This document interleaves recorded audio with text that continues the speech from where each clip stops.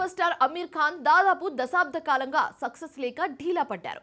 అయితే మంచి హిట్ కోసం ఈ ఏడాదిలో తెలుగు దర్శకుడు వంశీ పైడిపల్లి దర్శకత్వంలో సినిమాను చేసేందుకు ఓకే చెప్పాడని తెలుస్తుంది. తెలుగు దర్శకుడితో అయినా లక్ మారుతుందని అమీర్ ఖాన్ ఫ్యాన్స్ ఆశగా ఎదురుచూస్తున్నారు. మరోవైపు చాలా అమీర్ ఖాన్ తనయుడు జునైద్ ఖాన్ గతేడాది మహారాజ్ వెబ్ సిరీస్ తో ప్రేక్షకుల ముందుకు వచ్చాడు. ఈ వెబ్ సిరీస్ ప్రేక్షకులను మెప్పించలేకపోయింది. పైగా జునైద్ పై తీవ్ర స్థాయిలో విమర్శలు కూడా వచ్చాయి. తండ్రి హిట్ కోసం తీవ్ర స్థాయిలో ప్రయత్నాలు చేస్తున్నట్లుగానే జునైద్ సైతం హీరోగా సెటిల్ కావడం కోసం ప్రయత్నాలు చేస్తున్నాడు. ప్రస్తుతం ఈయన 2 ప్రాజెక్టులు చేస్తున్నాడు. అందులో ఒకటి ఏక్ దిన్ మూవీ. ఈ సినిమాలో హీరోయిన్గా సాయి పల్లవి నటిస్తున్నట్లు అధికారికంగా ప్రకటన వచ్చింది. అమీర్ ఖాన్ ఈ సినిమాను నిర్మించబోతున్నారు. త్వరలోనే సినిమా రెగ్యులర్ షూటింగ్ ప్రారంభించబోతున్నట్లు అధికారికంగా ప్రకటించారు.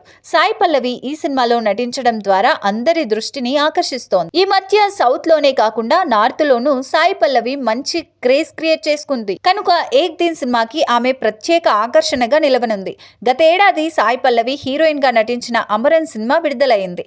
తమిళ్లో శివకార్తికేయన్ హీరోగా రూపొందిన ఈ సినిమా అన్ని భాషల్లోనూ మంచి విజయాన్ని సొంతం చేసుకుంది. ముఖ్యంగా హిందీ డబ్బింగ్ వెర్షన్ కి మంచి వసూళ్లు నమోదయ్యాయి. దాంతోపాటు సాయి పల్లవి గురించి హిందీ ప్రేక్షకుల్లో చర్చ జరిగింది.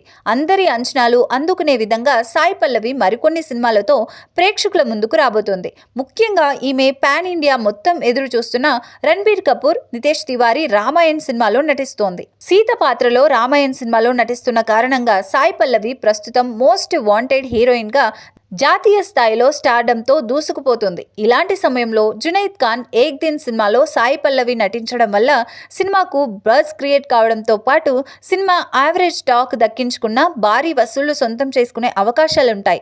కనుక గతేడాది నిరాశపరిచిన జునైద్ ఖాన్ ఈ సంవత్సరం సాయి పల్లవిపై ఆశలు పెట్టుకొని ఏక్ దిన్ సినిమాను చేయబోతున్నాడు.